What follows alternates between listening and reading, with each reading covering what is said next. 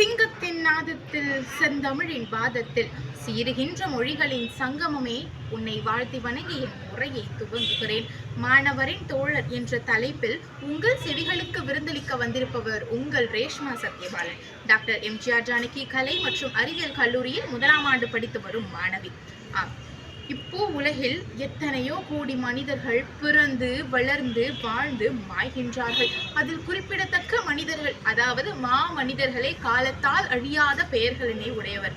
இதனைத்தான் கண்ணதாசன் தன்னுடைய பாடல் வரிகளில் அருமையாக வெளிப்படுத்துகிறார். என்னவென்று சொன்னால், வாழ்ந்தவர் கோடி மறைந்தவர் கோடி மக்களின் மனதினில் நிற்பவர் யார். அட என்ன ஒரு அருமையான வரி. சரி, கேட்போம். மக்களின் மனதில் நிற்பவர் யார்? பல்வேறு விதமான சேவைகளையும் சேவை பணிகளையும் செய்து கொண்டு நாட்டிற்காக உழைத்தவர்களை நாம் பொதுவாக மாமனிதர்கள், சேவையாளர்கள் என்று கூறுவோம். அதில் குறிப்பிடத்தக்க சேவையாளர்கள் தான் டாக்டர் APJ அப்துல் கலாம் ஐயா அவர்கள்.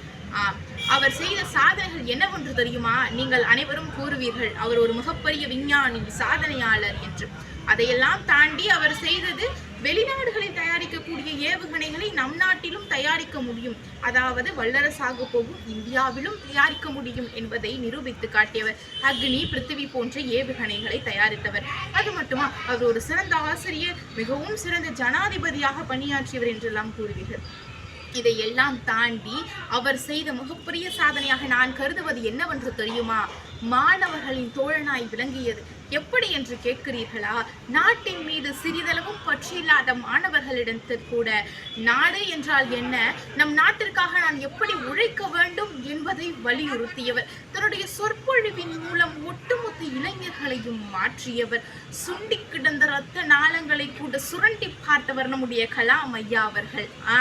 சுண்டி கிடந்த இரத்த நாளங்களை சுரண்டி பார்த்தவர். நான் சொல்வது புரியவில்லையா? நாட்டின் மீது பற்று இல்லாத சொங்கி போய் உட்கார்ந்திருந்த மாணவர்களை கூட சிங்கம் போல சீறி பாயிர வைத்தவர் நம்முடைய கலாம் ஐயா அவர்கள். இது மட்டுமா, மாணவர்களுக்கு உற்ற தோழனாய் எப்படி விளங்குவது? இன்றைய காலத்தில் பெற்றெடுத்த தாய் தந்தையை கூட, அவருடைய பேச்சை கூட மறுக்கக்கூடிய இளைஞர் சமுதாயத்தில் வாழ்ந்து கொண்டிருக்கிறோம் நாம். ஆனால் அவர் மறைந்த பிறகும் அவருடைய சொற்பொழிவுகளை பல்வேறு விதமான வலைத்தளங்களில் போட்டு கேட்கக்கூடிய மாணவர்களை அவர் உருவாக்கியுள்ளார் என்று சொன்னால் அதை மிகைப்படுத்த முடியுமா? 2015ஆம் ஆண்டு அவர் காலமாகினார். இப்பொழுது நடந்து கொண்டிருக்கக்கூடிய ஆண்டு 2024. கிட்டத்தட்ட 9 ஆண்டுகள் முடிவடைந்து விட்டன. இந்த 9 ஆண்டுகள் ஆகியும், அவர் மறைந்து 9 ஆண்டுகள் ஆகியும், இன்றளவும் கலாம் என்று பெயரை சொன்னாலே கைத்தட்டல்கள் செவியை பிளக்கின்றன. காரணம், அவருடைய அனல் பறக்கும் சொற்பொழிவுகள் தான். தன்னுடைய பொன்மொழிகளின் மூலம் மாணவர்களின் ஒட்டுமொத்த மாணவ சமுதாயத்தையும் மாற்றியவர். அக்டோபர் 15ஆம் நாள் ஒவ்வொரு ஆண்டும் இளைஞர்களின் மறுமலர்ச்சி நாள் என்று நாம் கொண்டாடப்பட்டு வருகிறோம். காரணம் என்ன? இளைஞர்கள் தினம் என்று தனியாக ஒரு தினம் இருப்பினும் இளைஞர்களின் மறுமலர்ச்சி நாள் எப்படி தெரியுமா? தன்னுடைய சொற்பொழிவுகளின் மூலம், பொன்மொழிகளின் மூலம் மாணவர்களிடத்தில் ஒரு புதிய மலர்ச்சியை, புதிய சிந்தனைகள், புதிய நோக்கங்கள், புதிய ஆற்றல்களை வெளிப்படுத்தியவர் நம்முடைய கலாம் ஐயா அவர்கள். எனவே அவரை நினைவு கூறும் வகையில் தான் ஒவ்வொரு ஆண்டும் இளைஞர்களின் மறுமலர்ச்சி நாளை நாம் கொண்டாடி வருகிறோம். இப்படி கலாம் ஐயா அவர்கள் தான் சிறுவயதில் வறுமையின் காரணமாக கல்வியை கற்க முடியாத சூழலை நன்றாக உணர்ந்தவர். சிறுவயதிலேயே வேலைக்கு சென்றும் கல்வியை பார்த்து கொண்டும் வீட்டு சூழலை கவனித்துக் கொண்டும் மூன்றையும் சரிசமமாக வைத்துக் கொண்டு உயர்ந்தவர். எனவே நம் நாடு வல்லரசாகினால் இந்த பிரச்சனையெல்லாம் தீர்ந்துவிடும் என்றுதான் நாளைய சமுதாயமான இந்தியாவின் முதுகெலும்பான மாணவர்களிடத்தில் தன்னுடைய சொற்களை ஊட்டி வளர்த்தார். அவர் ஊட்டி வளர்த்ததன் விளைவாகத்தான் இன்று அவரை பற்றி இந்த குழந்தை பேசுகிறது.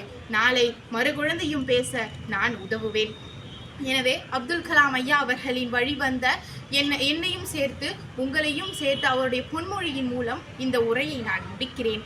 நண்பர்களே, முயலும் வெல்லும், ஆமையும் வெல்லும். ஆனால் முயலாமை என்றுமே வெல்லாது. தற்செயலாய் கிடைப்பதல்ல வெற்றி, தன் செயலாய் கிடைப்பதே வெற்றி என்று கூறி விடைபெறுகிறேன். நன்றி, வணக்கம்.